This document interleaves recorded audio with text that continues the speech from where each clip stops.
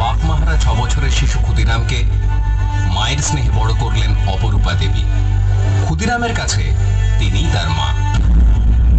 বয়সের সাথে পাল্লা দিয়ে বাড়ে প্রতিরোধের স্পর্ধা।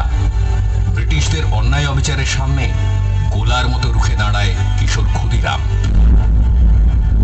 ভারত মায়ের প্রতি কর্তব্য পালন করতে এগিয়ে আসে 16 বছরের সাহসী ক্ষুদিরাম। যোগ দেয় বিপ্লবীদের দলে। কিংসফোর্ডকে হত্যা করার জন্য আমার প্রফুল্লর সাথে আরেকজনকে লাগবে। আমি যাব। তুই পারবি ক্ষুদিরাম? এই দেশ আমাদের দেশ। প্রত্যেক ভারতবাসী যাতে মাথা উঁচু করে বাঁচতে পারে, তার জন্য আমি আমরণ লড়াই করে যাব।